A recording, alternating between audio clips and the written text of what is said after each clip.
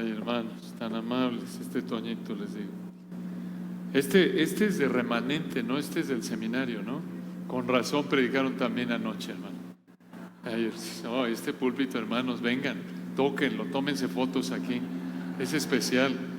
Aquí se han parado muchos hombres de Dios a lo largo de los años ahí en el seminario.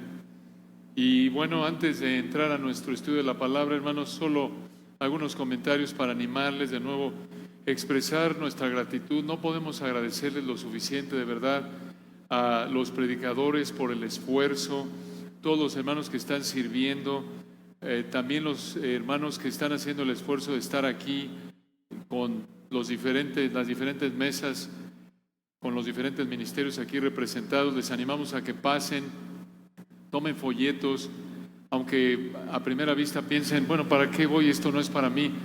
Ustedes vayan, pueden orar, a lo mejor al tener un folleto se acuerdan de alguien más, pueden orar por él. Uno no sabe cómo el Señor puede ahí empezar a relacionar algunos ministerios con otros. Y de nuevo, gracias, porque sabemos que también para los asistentes, muchos de ustedes, incluidos los que sirven en el coro, que nos bendice tanto, y servidores en tantas cosas, Rey y todo tras bambalinas, el tiempo que se están tomando, muchos de vacaciones, dejando de trabajar, de veras damos gracias al Señor y oramos porque el Señor los siga bendiciendo y usando, y que sea de mucho provecho espiritual estos días aquí tan ricos que estamos disfrutando. Y tomando una de las exhortaciones de nuestro querido Héctor ayer, que estaba pensando ayer y hoy, nos recordaba, amarrando aquí con lo que dijo nuestro hermano Brian, que la importancia de obedecer, de aplicar, realmente en esencia fue algo también de lo que dijo Lucas, José Carlos, que nos bendijeron tanto, la importancia de prepararnos y estar aplicando por la gracia de Dios, aunque no lo haremos de manera perfecta, pero ese es nuestro anhelo, nuestra constante apuntar a, como dijo Pablo en Filipenses 3:12, ¿no? Prosigo a la meta, 3:14, seguirnos esforzando por la gracia de Dios. Comento esto, hermanos, porque Brian Warren, que acaba de pasar hace un momento, es un Pablo. He tenido el privilegio de estar con él ya 2 veces allá en Sinaloa, y si Dios quiere vamos a estar ahí. Lucas y yo nos volvieron a invitar, muy amables, en enero, y los animamos a que se acerquen a Brian. Obviamente aquellos de ustedes que están orando, están considerando el ministerio pastoral, o como dijo Brian, me parece muy sabio otra vez, de la mano con la exhortación que nos dio nuestro querido Héctor ayer, tienes tu título allí, úsalo. Todo lo que el Señor nos da es para servir a su iglesia, edificar a su iglesia, para contribuir a la extensión del reino. Somos solo instrumentos, somos administradores de lo que Dios nos da. La salud, el privilegio que puedas prepararte, tener una preparación de seminario, lo que sea, úsalo. Y decimos esto para animarlos a que se acerquen a Brian, pregúntenle. Es un gran ministerio de Planted, y no solo, como dijo, ahí en Sinaloa, sino en otros lugares. Y ¿se oye bien todo? Porque se oye como un eco, ¿no? ¿Todos bien? Ok, perdón, soy yo el que está medio. Está bien, perdón. No se preocupen, hermanos, nada más que estuvieran cómodos.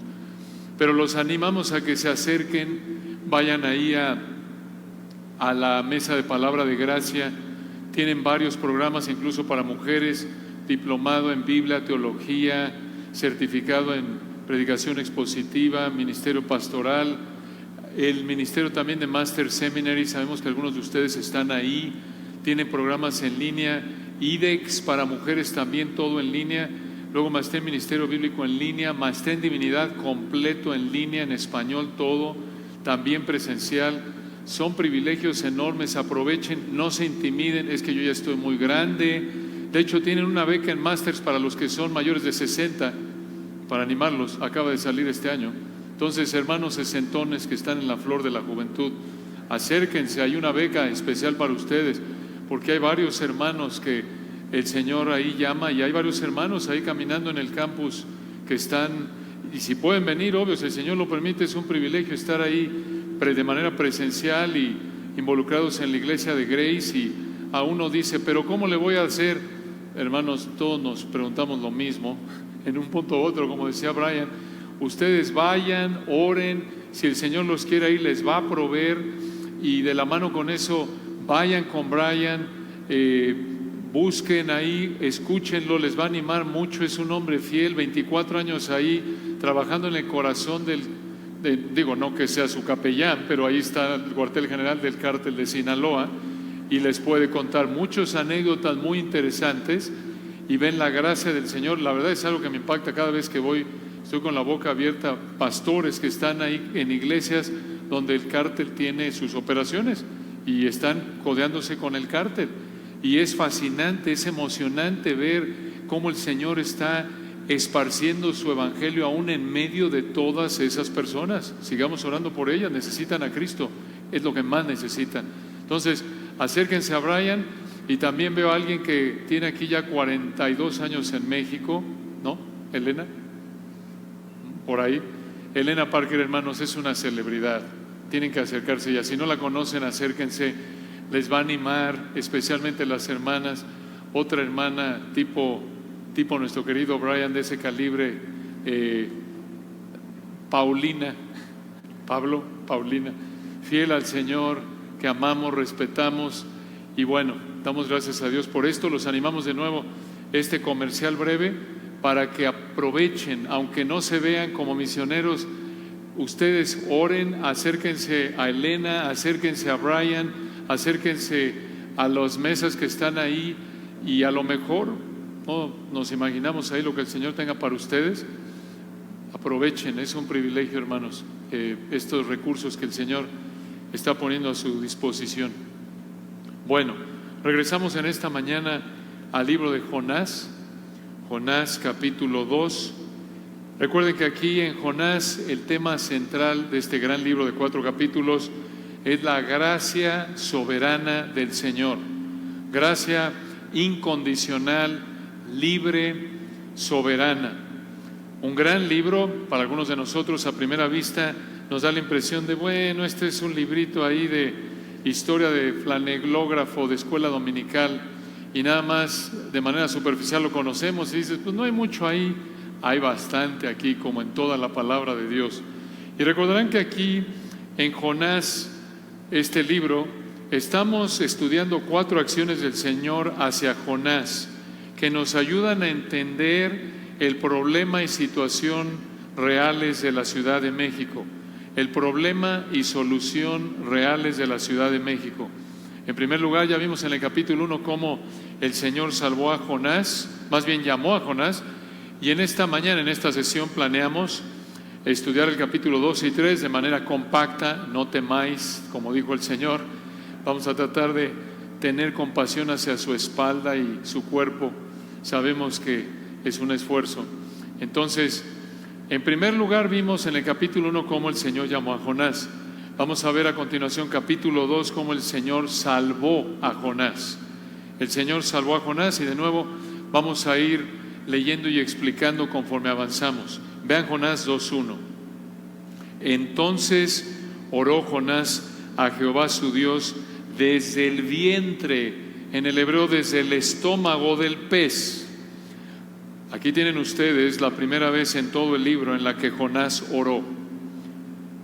Recuerden, vimos en el capítulo 1, Jonás no oró cuando el Señor le mandó que fuera a Nínive, ahí en el 1:2.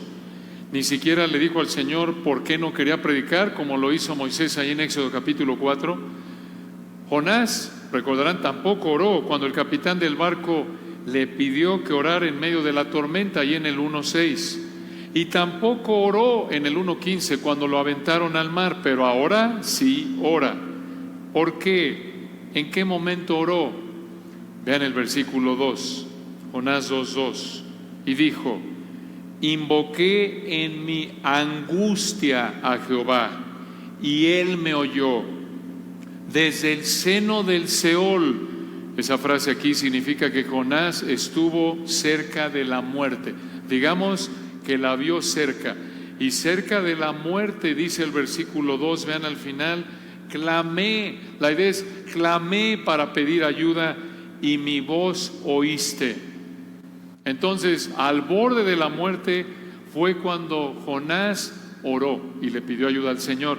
Y vean el versículo 3, vean cómo Jonás vio la situación desde el punto de vista correcto, bíblico, espiritual. Vean qué gran verdad en el 3. Esto es lo que dice Jonás. Al Señor le dijo, escuchen, Jonás 2:3, me echaste a lo profundo. ¿Cómo? ¿Por qué le dijo Jonás a Dios, me echaste a lo profundo? ¿Quién fue el que echó a Jonás en el mar en el capítulo 1?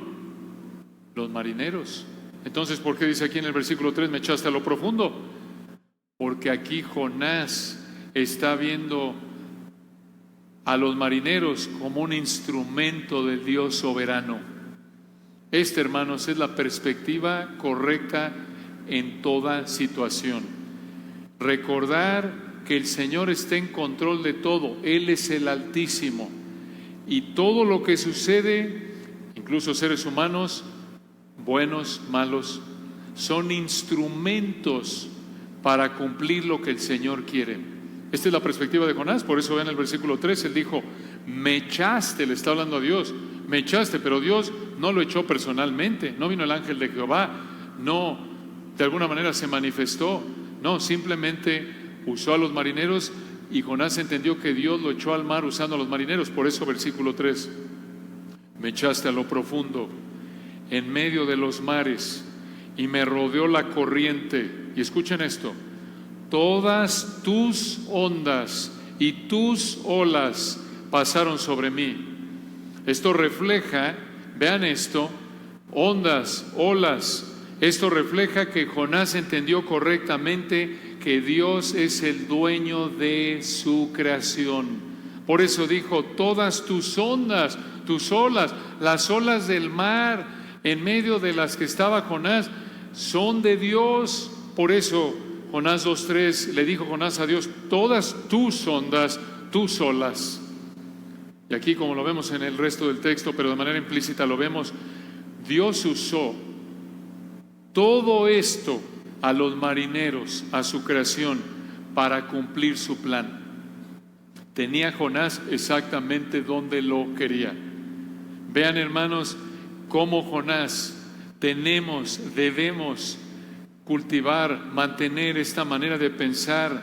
Esta es una manera bíblica, correcta, verdadera, real, espiritual de ver la vida diaria, cada detalle, cada acontecimiento. Recordar que todo está bajo el control de Dios, todo es del Señor, todo es un instrumento del Señor. El que se te cierre en el coche, en lugar de amargarte con él, Señor, tú te me cerraste. Obvio, sin que Dios apruebe o sea el autor de la maldad o el pecado. Señor, gracias porque usaste el pecado de fulano. Este es José, recuerden. Vosotros pensasteis mal contra mí, mas Dios lo encaminó a bien. Esto no exenta al ser humano de su responsabilidad, no, jamás. Pero esta es la perspectiva correcta, bíblica, de ver todo lo que enfrentamos en todo momento. Esta es una manera de pensar espiritual, no carnal. Debido a nuestros deseos pecaminosos, ¿con qué facilidad olvidamos esto? ¿No es cierto, hermanos? ¿Con qué facilidad? Y olvidamos que el Señor está en control y pensamos que estamos en control. Olvidamos que el Señor es dueño de todo. Olvidamos que el Señor es dueño de todo y pensamos que somos dueños de lo que tenemos. Simplemente piensen, si tan solo recordáramos, como decía Héctor ayer, y estuviéramos por la gracia de Dios cultivando esta manera de pensar bíblica, veríamos todo diferente. Si tan solo recordaras que todo es el Señor, piénsalo, ese reloj caro que tienes, que tu hijo, tu esposa lo rayó, en lugar de enojarte porque, oye, mi reloj, gasté 100,000 pesos. ¿De quién es el reloj, perdón? Del Señor. ¿Quién te lo dio? El Señor. ¿Quién en su soberanía hizo, sin ser el autor o el que aprueba el pecado, que tu esposa se enojara y lo aventara, o tu hijo igual? Señor, gracias, es tu reloj. Tú aventaste el reloj en tu soberanía a través de tal. ¿Se dan cuenta? Esta manera de pensar demuestra en el versículo 3 que Jonás estaba pensando conforme a la Biblia. Y aquí hay una pista enorme que vamos a ver en el resto del libro. Jonás conocía la Escritura, lo cual lo hace más responsable por su desobediencia, pero Jonás tenía doctrina sana, tenía una teología correcta, esto es, entendía correctamente la Escritura. Lo vemos aquí desde el versículo 3. Y hermanos, ver a la gente como instrumentos, como Jonás vio aquí, en Jonás 2:3, me echaste a lo profundo. Ver a los marineros como instrumentos de Dios, como Jonás los vio. Ver nosotros a la gente como instrumentos nos ayuda a no amargarnos contra personas que nos causan sufrimiento, porque los vemos como instrumentos. Ver al ser humano como un instrumento del soberano nos ayuda a tener esperanza. Nos recuerda que Él dirige todo. Nos ayuda a no exaltarnos. Sabemos que somos instrumentos. Nos ayuda a no envidiar a otros, porque son instrumentos de Dios. Entonces, aquí en el capítulo 2, Jonás oró al Señor desde el estómago del pez, cuando estuvo en el mar, versículo 3, hundiéndose, y vean el versículo 4. Aquí vienen dos polos opuestos, aquí vienen dos extremos que enfrentó Jonás. Vean, por un lado el extremo de la desesperanza y por otro lado el extremo de la esperanza. Vean el versículo 4. Entonces dije, desechado soy de delante de tus ojos, le dijo a Dios, mas aún veré tu santo templo. ¿Qué significa esto? Por el versículo 7, esto indica que el Señor lo llevaría al cielo después de morir. Esto indica correctamente que Jonás era creyente, pero aquí Jonás de nuevo pensó que moriría ahogado, pero terminaría ahogado bajo el juicio de Dios, pero por ser creyente terminaría en el cielo. Y para darnos una idea muy pequeña de cómo se habrá sentido aquí Jonás al estarse hundiendo, piensa en cómo te sientes cuando tomas algo, comes algo y, como decimos, se te fue chueco y no puedes respirar.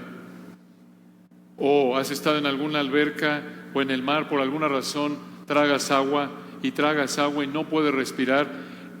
Vean versículo 5 cómo describió Jonás que se estaba ahogando y pensó que se iba a morir. Jonás 2:5. Las aguas me rodearon hasta el alma, rodeóme el abismo, el alga se enredó a mi cabeza. Esto es literal. Para empeorar la situación, no solo se estaba ahogando, sino que el alga marina se enredó en su cabeza. Y vean versículo 6 cómo dijo de manera poética que se había hundido. Dice el 6, descendí a los cimientos de los montes, la tierra echó sus cerrojos sobre mí para siempre.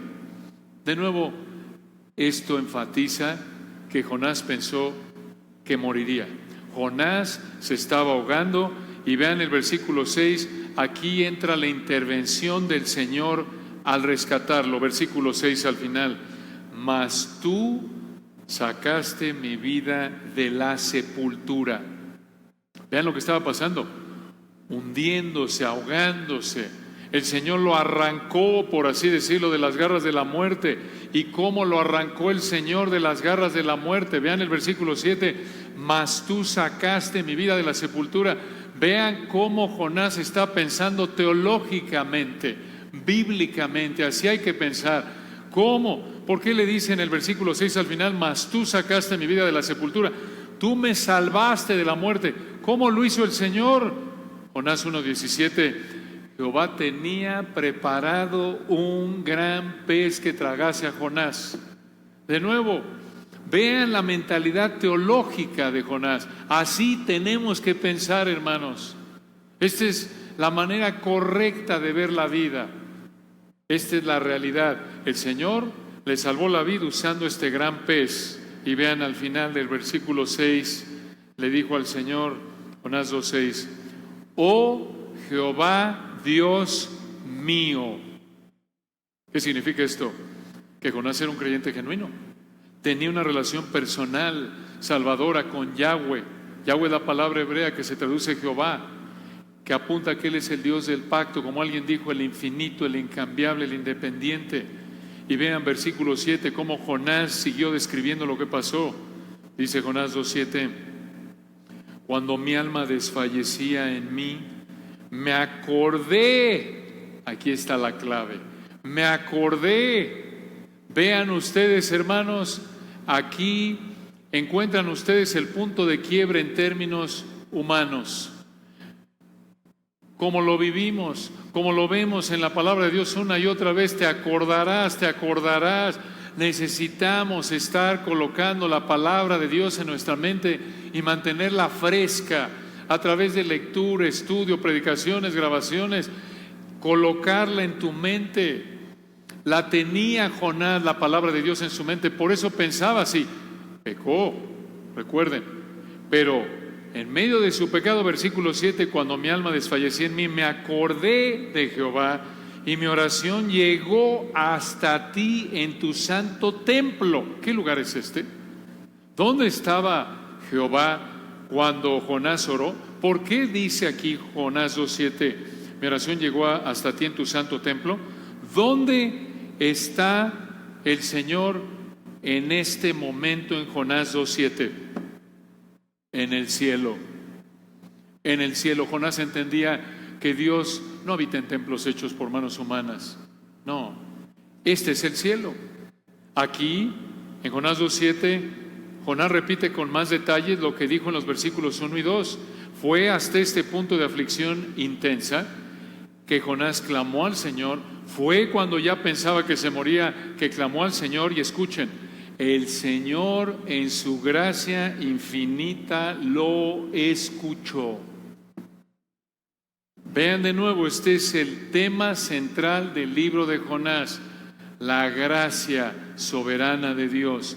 ¡Qué bendición! Vean, hermanos, qué bendición tan indescriptible.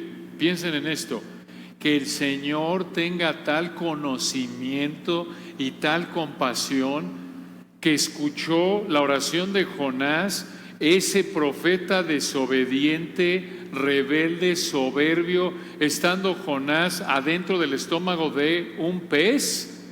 Desde ahí lo escuchó el Señor, estando el Señor, versículo 7, en su santo templo en el cielo. Piensen en esto, qué compasión del Señor para nosotros, que escuchen nuestras oraciones débiles, insignificantes, estándole en el cielo mismo, aunque sabemos que Él está en todo lugar, Él es omnipresente, pero el cielo es su casa, su habitación. Hermanos, el Señor nunca dice, mande, ¿qué dijiste? ¿Puedes hablar más fuerte? No te oigo. No, hermanos, verdaderamente Él tiene cuidado de nosotros. Vean qué hermosa realidad de la compasión del Señor. Por eso, como dice Pedro en 1 Pedro 5:7, debemos estar echando toda nuestra ansiedad sobre Él, porque Él tiene cuidado de nosotros. ¡Qué privilegio! ¡Qué privilegio! Y aquí lo ilustra con Jonás. Y vean versículo 8, cómo terminó Jonás en alabanza en los versículos 8 y 9 de Jonás 2. Dice Jonás 2:8, los que siguen vanidades ilusorias o ídolos sin valor, como dice una versión, su misericordia abandonan, su amor leal del hebreo, una hermosa palabra en hebreo. La idea aquí es que tristemente Jonás actuó como un idólatra, por lo que vemos en los versículos que vienen antes, al rechazar el amor leal del Señor en su desobediencia. Pero otra vez, vean cómo Jonás entendía correctamente quién era el Señor, cómo operaba correctamente el Señor, porque conocía la palabra de Dios. Ya hasta aquí se había escrito gran parte de la palabra de Dios, por lo menos del Antiguo Testamento. Por lo menos ya se había escrito, por lo menos, ejemplo, el Pentateuco, Génesis, Éxodo, Levítico, Números, Deuteronomio. Vemos cómo Jonás en su oración, en esto que dice, refleja que conocía la palabra de Dios, la entendía correctamente. Y vean el versículo 9, vean el cambio en Jonás. Él fue en un punto el versículo 8, por lo menos mientras estuvo como creyente desobedeciendo en el capítulo 1. Claro que el versículo 8 se aplica a un incrédulo como estilo de vida, pero vean el versículo 9, él dijo, mas yo con voz de alabanza te ofreceré sacrificios, pagaré lo que prometí. ¿Qué prometió? Ir a predicar a Nínive. ¿Cómo sabemos eso? por el capítulo 3. Lo vamos a ver en un momento, pero vean al final del 9 cómo termina el versículo 9 con una declaración potente. Esto es lo que dijo Jonás: la salvación es de Jehová. Aquí Jonás reconoció que solo Dios lo había salvado, versículo 8, por la misericordia, el amor leal del Señor y nada más. Aquí Jonás reconoció la gracia soberana de Dios, las salvaciones de Jehová. Aquí reconoció que si hubiera dependido de él, de Jonás, hubiera muerto. Porque era un desobediente que merecía la muerte. Pero Dios, en su gracia infinita, lo salvó de la muerte que merecía por su pecado de no haber ido a predicar a Nínive como el Señor se lo había mandado. Hermanos, así es con cada uno de nosotros, con todo pecador. Todos somos pecadores, no hay justo ni aun uno. Todos merecemos el juicio del Señor y solo Él nos puede salvar. Y solo Él, en su gracia, al igual que Jonás, nos puede salvar de la muerte física como a Jonás aquí. Y esto también se puede aplicar a la salvación de la muerte espiritual. La salvación es de Jehová y de nadie más. De nadie más. Él es el único que tiene el poder y la autoridad para salvar a alguien de la muerte física en su providencia y de la muerte espiritual. Efesios 2:1. Solo Jehová y nadie más nos dio vida estando muertos en delitos y pecados. Hermanos, escuchen esto. Como alguien dijo, esta oración de Jonás también nos recuerda la necesidad que tenemos de guardar la palabra en nuestra mente, de vivir en Colosenses 3:16. La palabra de Cristo mora en abundancia en vosotros, porque a la hora de los cocolazos, por así decirlo, a la hora de la aflicción, lo que más vas a necesitar es la palabra de Dios en tu mente correctamente entendida. Lo que más vas a necesitar acostado en un cuarto en el hospital, a punto de ir al quirófano, lo que más vas a necesitar en ese momento de presión fuerte en el trabajo o en el ministerio, lo que más vas a necesitar al escuchar a tu hijo, a tu hija, a ese hermano que te dice algo que te derriba internamente, lo que más vas a necesitar en ese momento de tentación intensa, en ese momento de desaliento, al darte cuenta de que volviste a pecar en ese pecado que te asedia, lo que más vas a necesitar en esos momentos es la palabra de Dios entendida correctamente. Y por eso necesitas prepararte para ello. Y te preparas continuamente, porque no sabes cuándo el Señor traiga ese momento a tu vida. Y lo va a traer. Hermanos míos, como dice Santiago 1:2, tened por sumo gozo cuando os halléis en diversas pruebas. Por eso, como te funcione a ti, coloca la palabra de Dios en tu mente. Si va a ser leyendo, si va a ser oyendo sermones continuamente porque te cuesta trabajo leer, no ves bien a lo mejor, o te cuesta trabajo sentarte, como sea, coloca la palabra de Dios en tu mente correctamente interpretada, sermones útiles. Hermanos, recuerden que en la época de Jonás, en la época del Antiguo y Nuevo Testamento, no tenían el privilegio de tener Biblias, no existía la imprenta. En Deuteronomio, por ejemplo, solo el rey tenía acceso a una copia de la ley que tenía que copiar Deuteronomio 17 con puño y letra.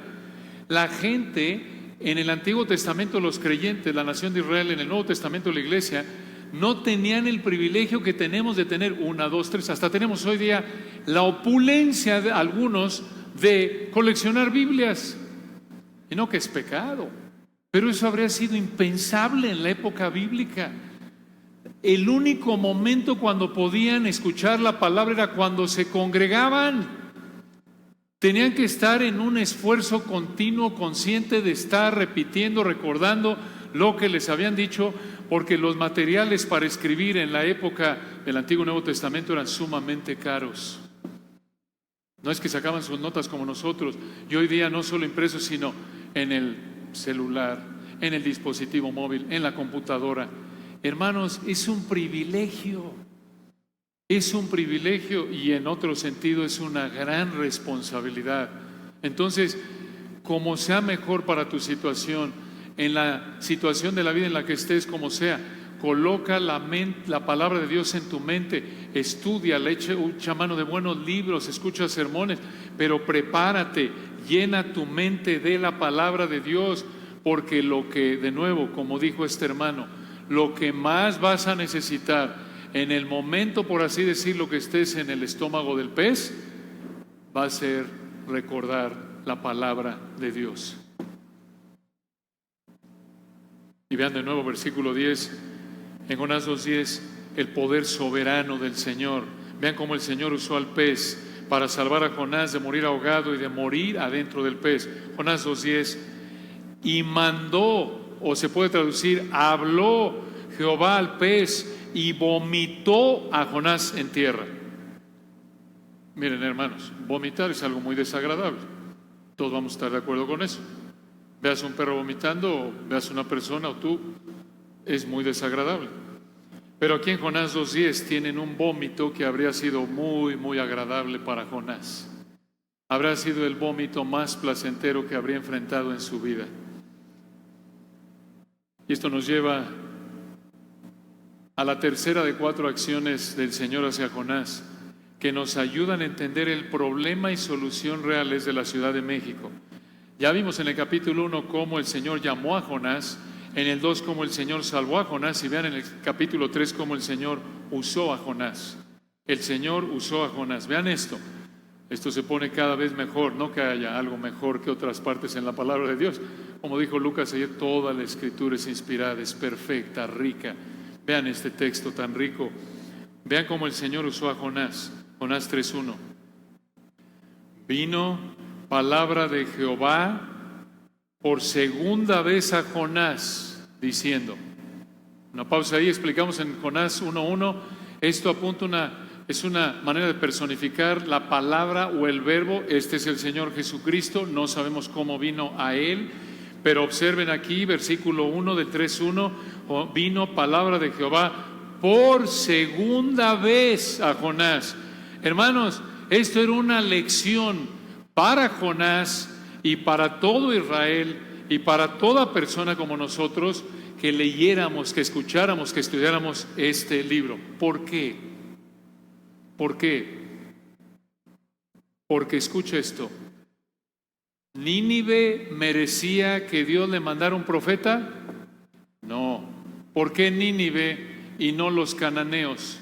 ¿Por qué Nínive y no otra nación? ¿Por qué Nínive? Gracia soberana, libre, incondicional. Es que ¿por qué Nínive y no los otros? Porque así le agradó al Señor.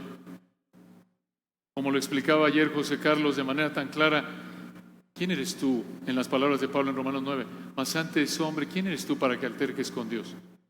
¿Diré el vaso de barro al que lo formó, ¿por qué me has hecho así? ¿O no tiene potestad, no tiene autoridad el alfarero para hacer de la misma masa un vaso para honra y otro para deshonra?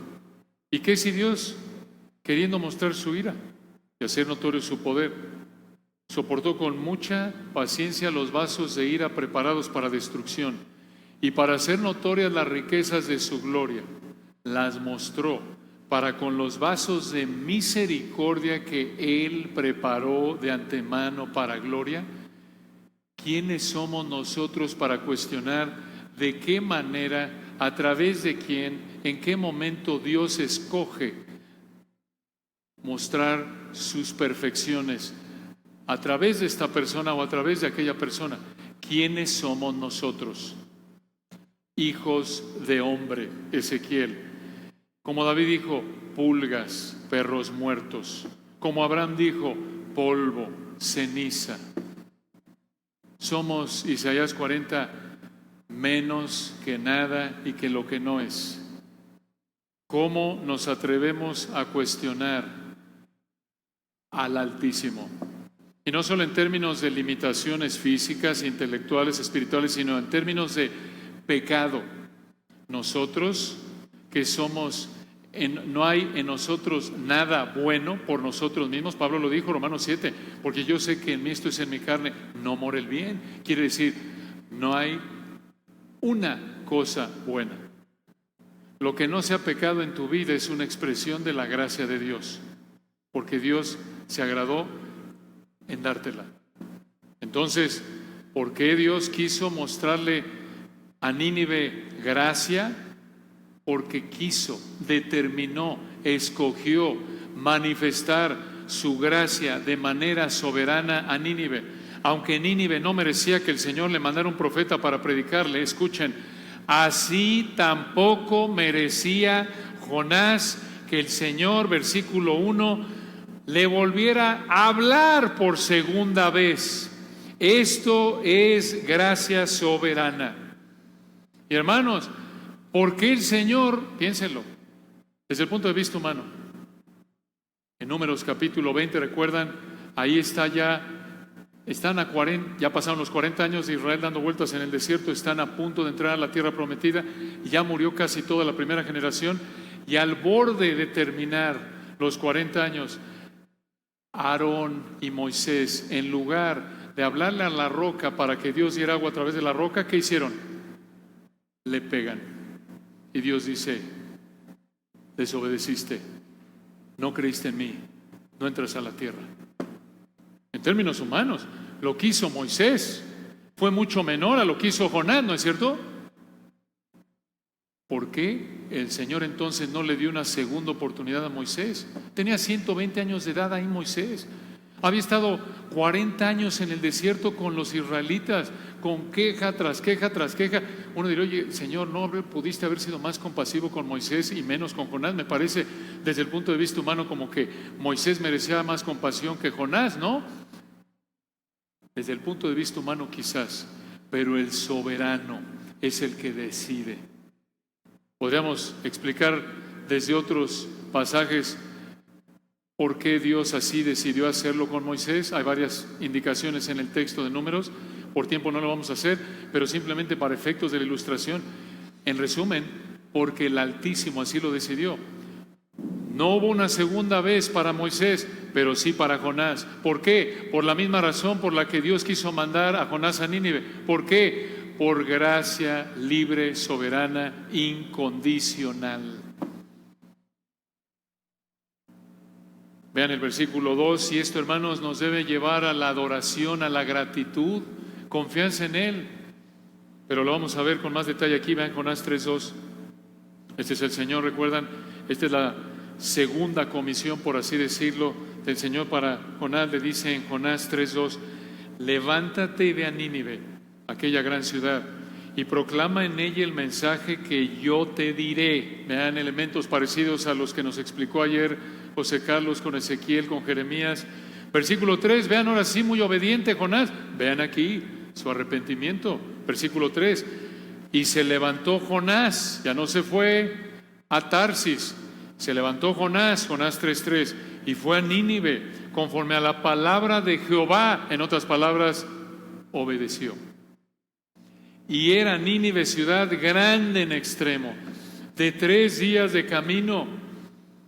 Otra vez para esa época, imaginemos la metrópolis, proporcionalmente hablando, por así decirlo, como ilustración del área metropolitana de la Ciudad de México.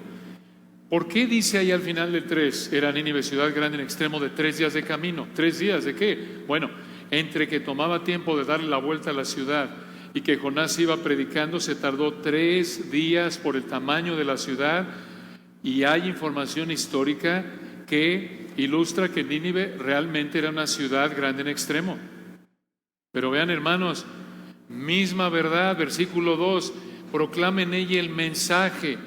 Estemos en un lugar con poca gente. De nuevo, lo vimos anoche con José Carlos. Todos necesitan el Evangelio, todos. Que el Señor nos dé oportunidad, sabiduría para predicar donde nos ha colocado. Como lo dijo Brian, los del cártel de Sinaloa lo necesitan, los vecinos de Las Lomas lo necesitan, los vecinos de Tepito lo necesitan. Todo estrato social, igual que Nínive, lo necesita en toda generación, en toda nación, toda edad. Si no está en Cristo alguien, es hijo de ira, va camino al infierno. Esa de nuevo es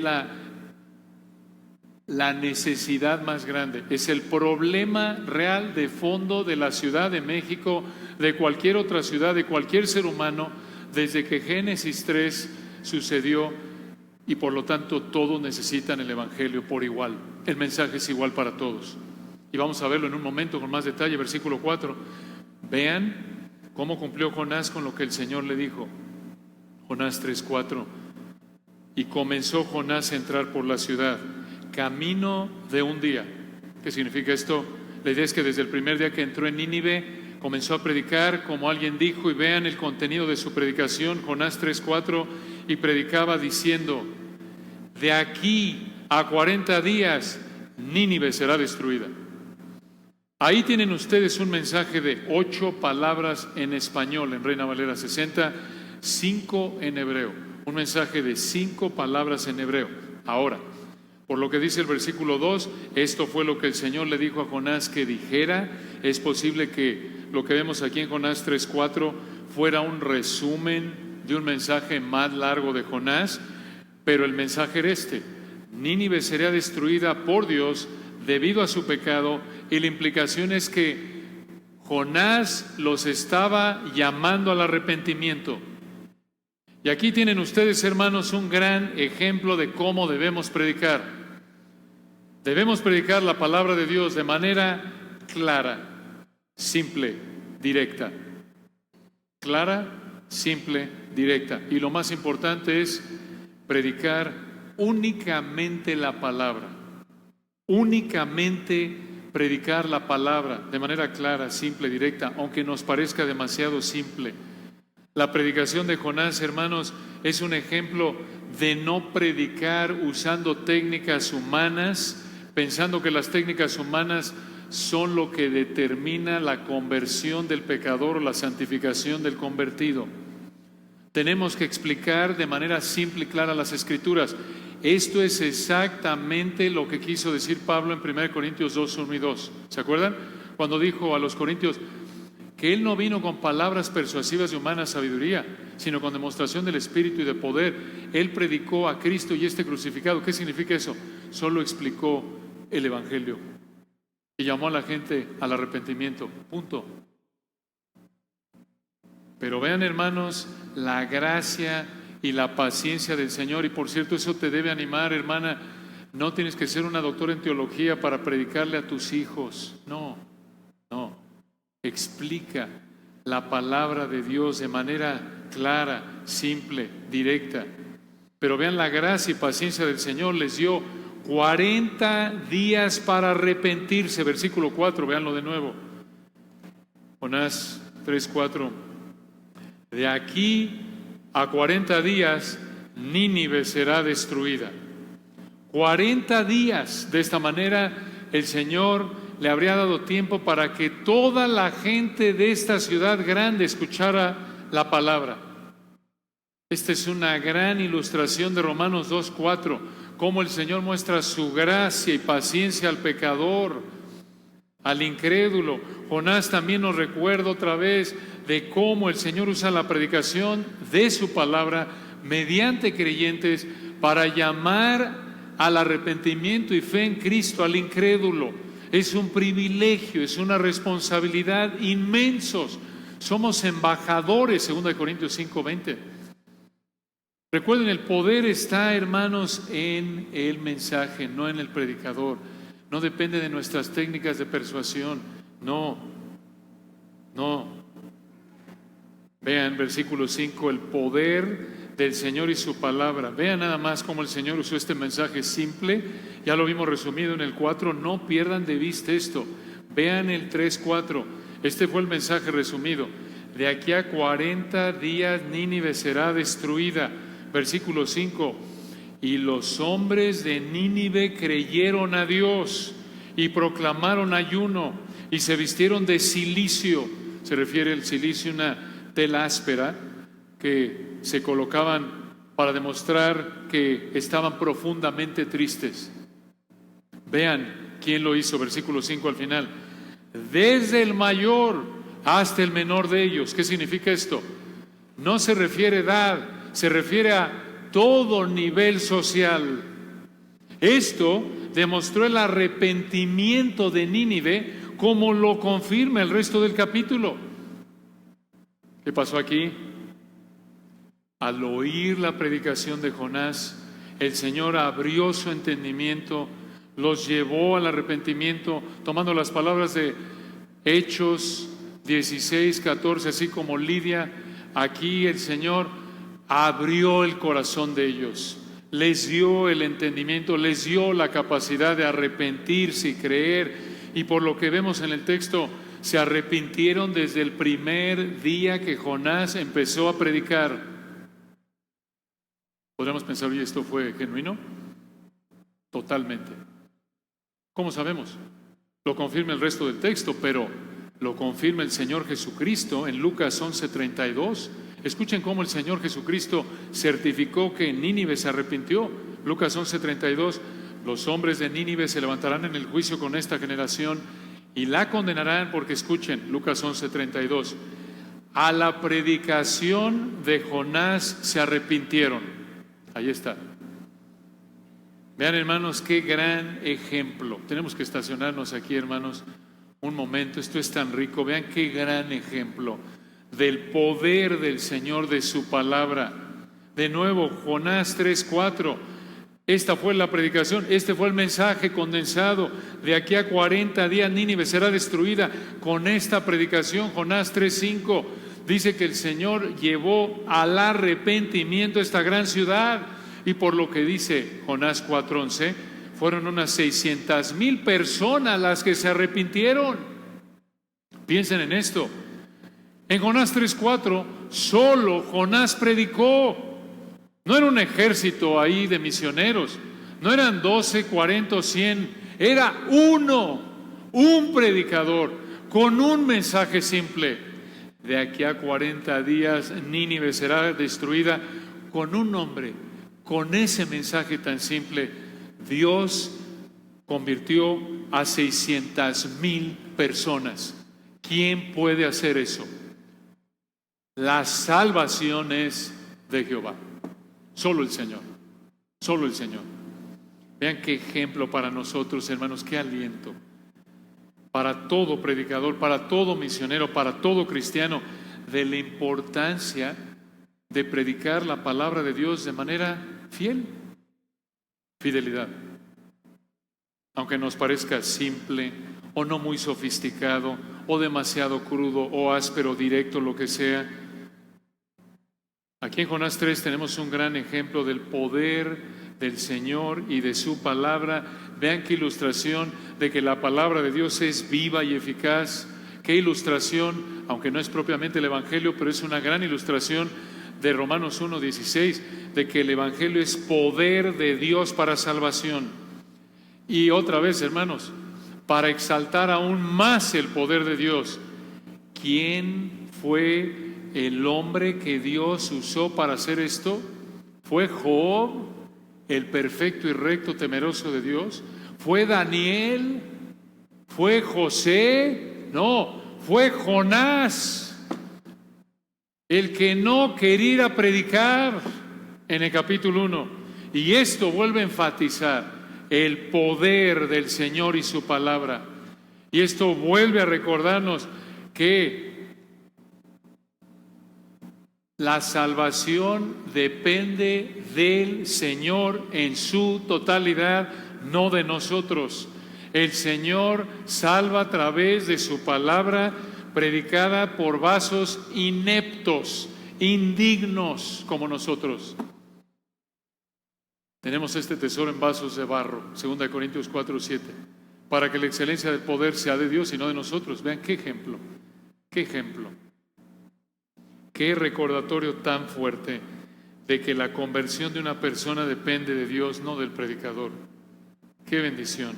Observen de nuevo, hermanos, al final del versículo 5, vean la descripción de los ninivitas, quien se arrepintió, versículo 5, desde el mayor hasta el menor de ellos. Aquí tienen una gran verdad que es respaldada por el resto del capítulo y el resto de las Escrituras. Escuchen, sin importar su clase social, con el mismo mensaje, oyendo el mismo mensaje, se arrepintieron. No hay un mensaje para ricos, no hay un mensaje para pobres, no hay un mensaje para una raza, o más bien, de manera más precisa en términos bíblicos, no hay un mensaje para un grupo étnico y otro para otro. No. Recuerden, todos finalmente descendemos del mismo hombre. Nada de que mira el de piel de color tal y el de piel de color tal. No, hermanos, no. Diferentes grupos étnicos, sí. Todo ser humano es un pecador que merece el juicio de Dios por igual. El que está vendiendo chicles en un semáforo y el que está sentado en una oficina de lujo en el penthouse de un edificio de Reforma. Están igual de necesitados del Señor. Todos somos pecadores por igual. Todos merecemos el juicio de Dios por igual. El monje que está en el monasterio tal como el que está entregado a las drogas viviendo en la calle. Todos somos pecadores. Todos merecemos el juicio en el infierno eterno por igual. Todos necesitamos escuchar el mismo mensaje y necesitamos arrepentirnos por igual, y por eso debemos predicar la palabra de Dios a toda persona sin importar su nivel socioeconómico, su grupo étnico. ¡Qué maravilla! Otra vez, vean el poder de Dios y su palabra. Tenemos que pensar conforme a la Biblia, como decía Lucas ayer, no creer ideas del mundo absurdas. Es que esta es una categoría especial de personas. No, hermanos. La doctrina del pecado es el gran ecualizador, como lo es el Evangelio. Todos estamos con la misma necesidad y la misma solución. Vean el versículo 6, vean hasta dónde llegó la palabra de Dios mediante Jonás allí en Nínive.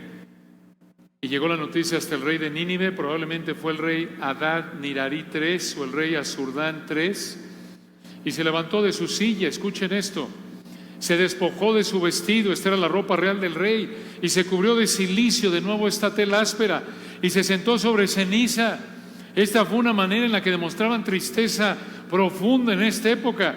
La idea de Jonás 3:6 es que el rey estaba profundamente triste, demostró que también estaba arrepentido, y su arrepentimiento lo demostró en humillarse, bajarse de su trono, quitarse su ropa real y demostrar tristeza profunda, escuchen, como cualquier otro ninivita. Y vean algo más que indique el arrepentimiento del rey. Vean lo que hizo el rey. En el versículo 6, el rey de Nínive se arrepintió al oír la predicación de Jonás, y escuchen, se volvió un predicador. ¿En serio? Sí, versículo 7. Vean la predicación del rey ninivita convertido, versículo 7. Este es el rey.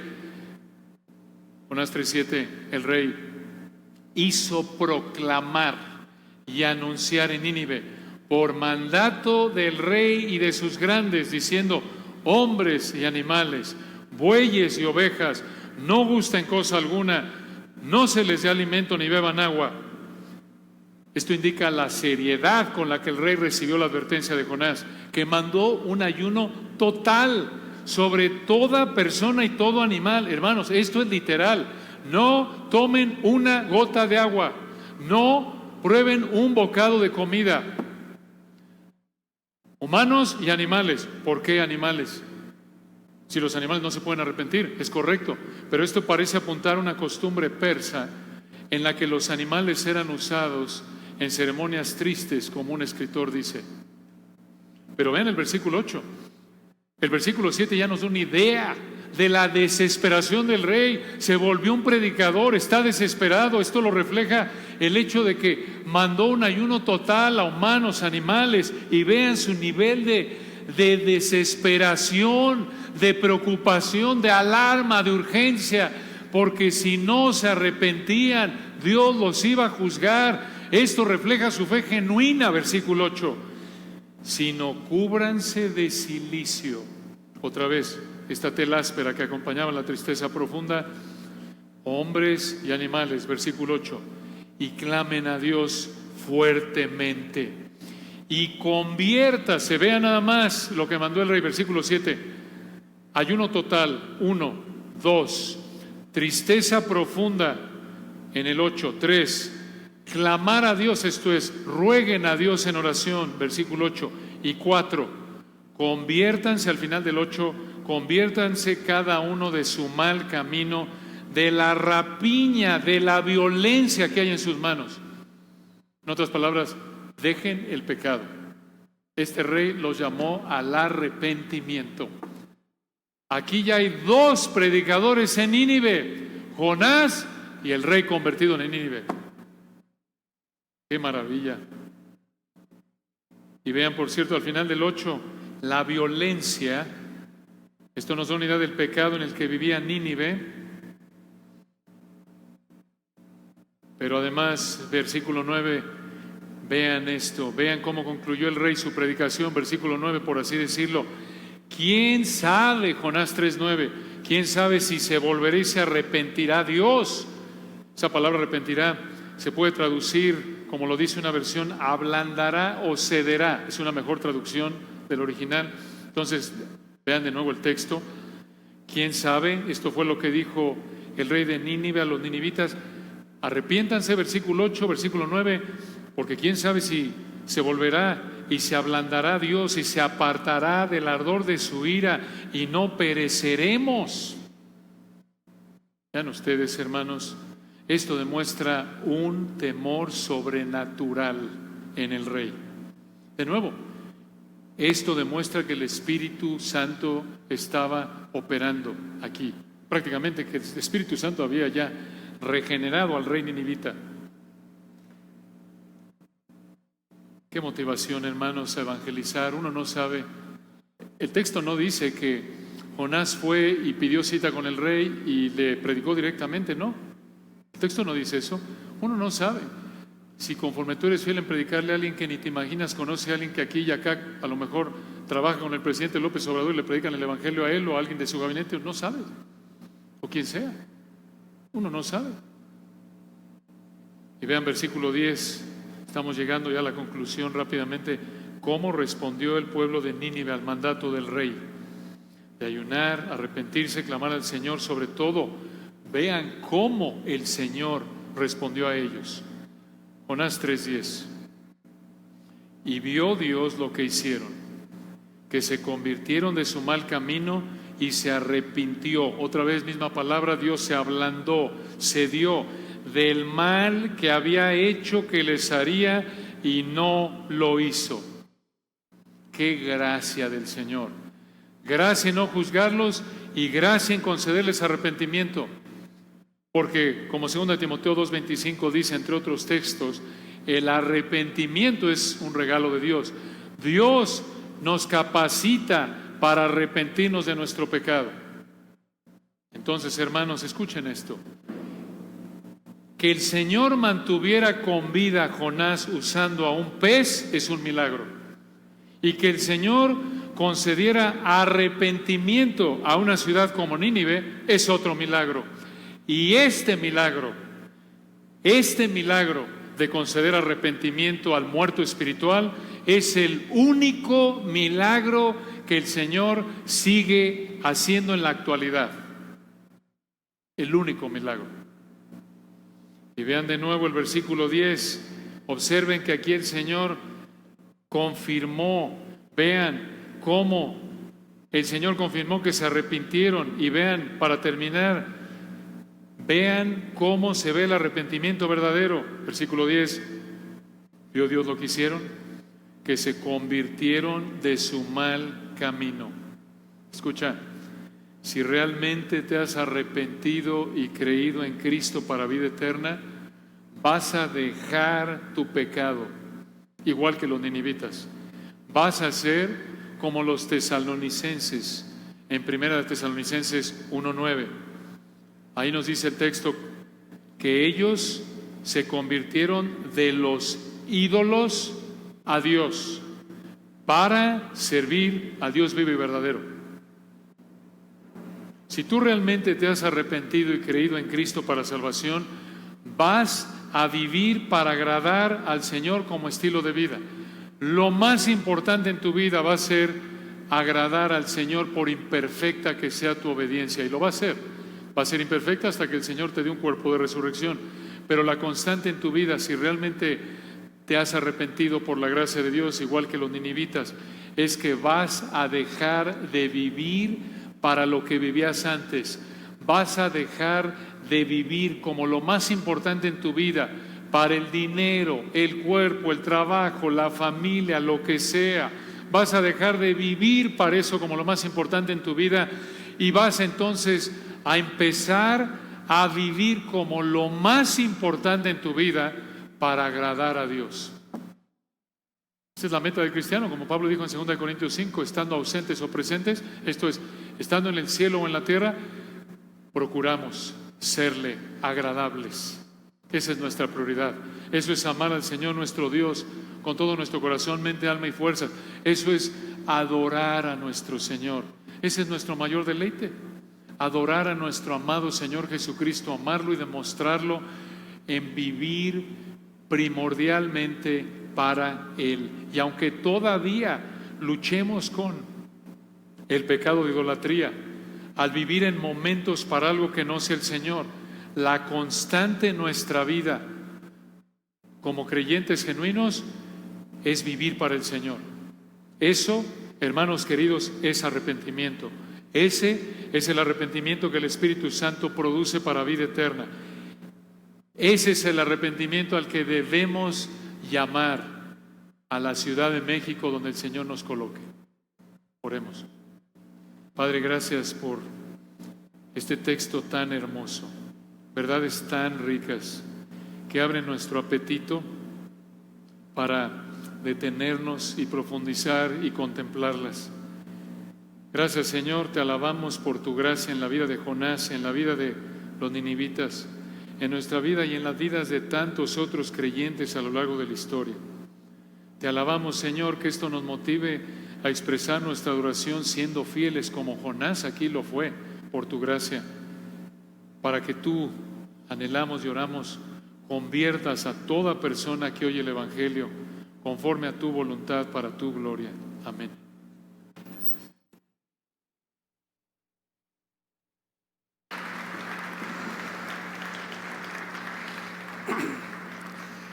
Sea usted Jonás o ninivita, vaya y predique el Evangelio. Vamos a tomar 5 minutos de descanso y regresamos. Solo 5, vayan rápido.